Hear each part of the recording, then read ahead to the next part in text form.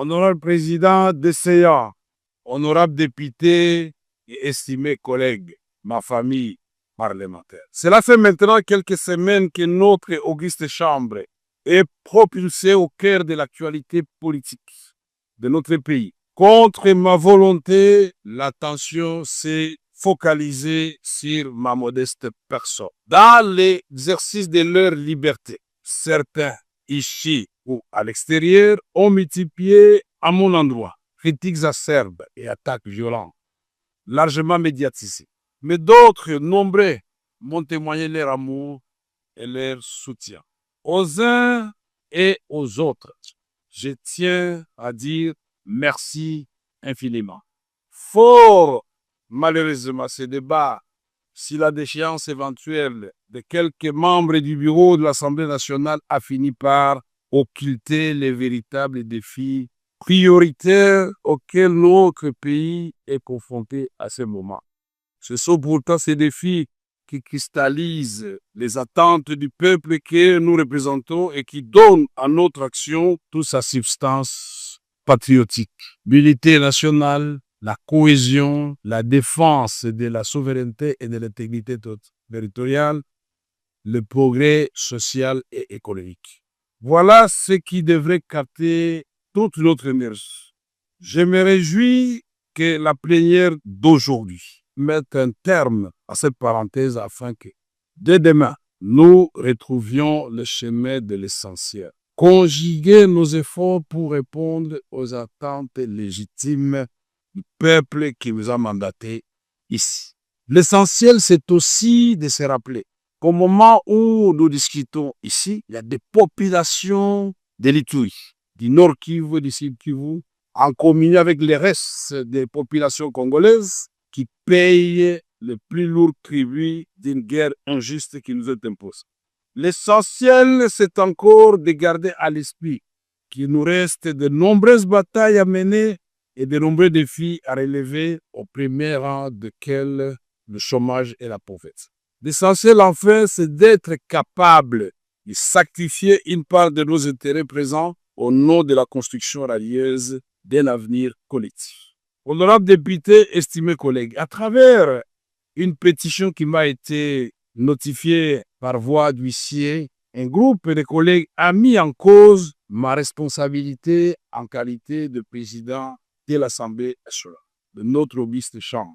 Une lecture minutieuse de cette initiative montre que l'essentiel des préoccupations soulevées par mes collègues pétitionnaires porte sur le traitement réservé aux honorables députés et la gouvernance de l'Assemblée nationale. Au nom du principe de redevabilité, auquel je suis profondément attaché et qui constitue un fondement de toute société démocratique, je me suis soumis à cette procédure mise en place, comme l'a si bien dit mon petit frère et ami Peter Kazadi, président de la commission. Je me suis donc soumis à cet exercice et j'ai répondu à chacune des préoccupations des pétitionnaires. 19 septembre 2025 devant la commission spéciale et temporaire instituée à cet effet. Pièce contre pièce, j'avais promis au président de la commission et aux membres de la commission que le lendemain, j'amènerai 3 documents qu'ils avaient demandé. Premier document pour justifier tous les fonds d'avril 2024 jusqu'au mois d'août de cette année.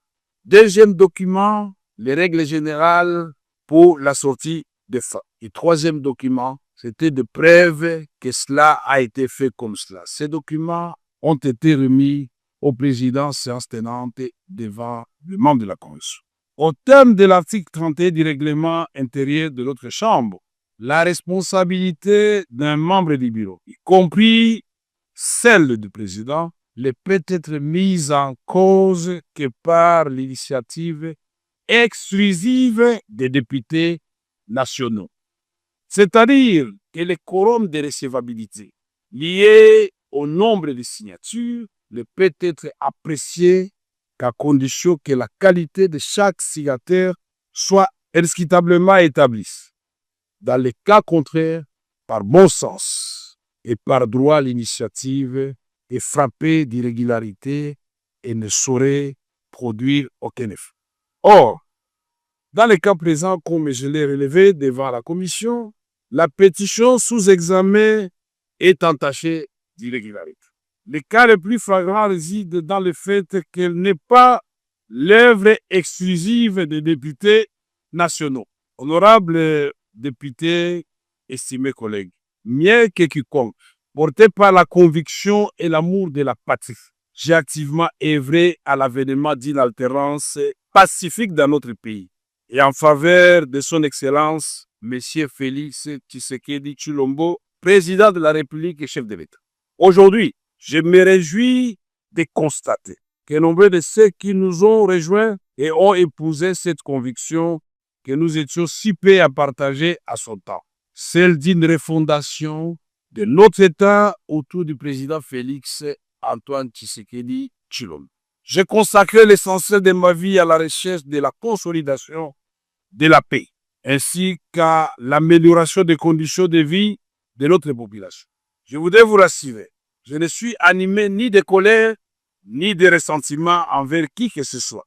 Mon cœur est trop étroit pour s'encombrer avec de tels fardeaux. Il s'emploie à entretenir l'amour fraternel et à cultiver les vertus du pardon.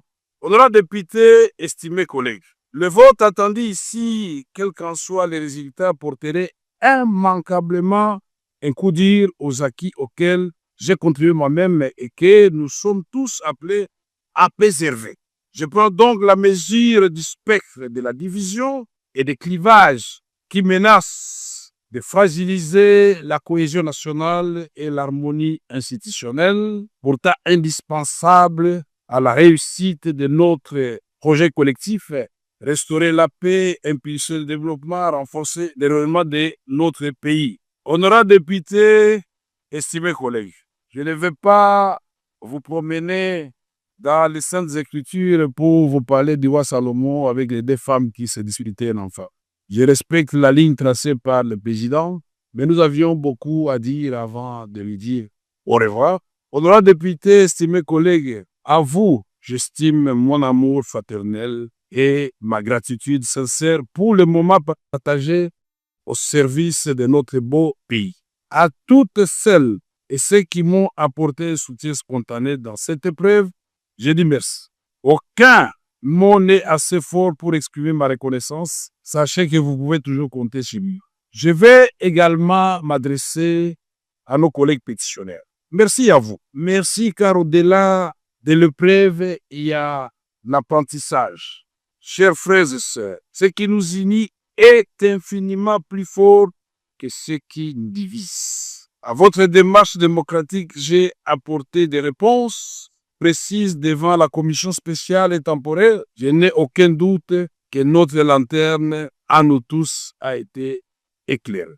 Ma gratitude s'adresse aussi au personnel administratif et aux assistants parlementaires qui abattent un travail remarquable avec zèle et abnégation. À celui qui me succédera, je souhaite plein succès dans la conduite de notre chambre. C'est ici le moment de vous annoncer ou de confirmer effectivement ce que le président de la commission, Peter Kazadi, a dit tout à l'heure. Je donc, en âme et conscience, décidé devant 110 millions de Congolais de considérer que ma petite personne ne doit pas bloquer une grande institution comme l'Assemblée nationale. J'ai donc décidé de déposer ma démission.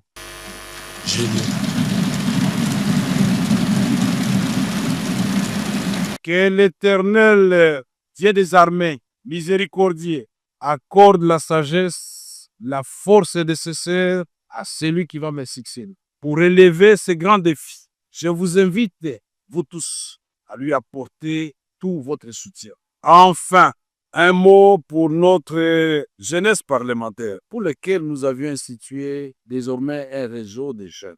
Chers jeunes députés, vous êtes à la fois le présent et l'avenir de notre nation. Soyez toujours conscients de cette responsabilité. Ne commettez pas nos erreurs. Travaillez avec acharnement et discipline. Vivez pour l'histoire, chers jeunes. Que Dieu bénisse la République démocratique du Congo et son peuple et ses institutions, Que Dieu nous bénisse tous et que la nation triomphe. Merci.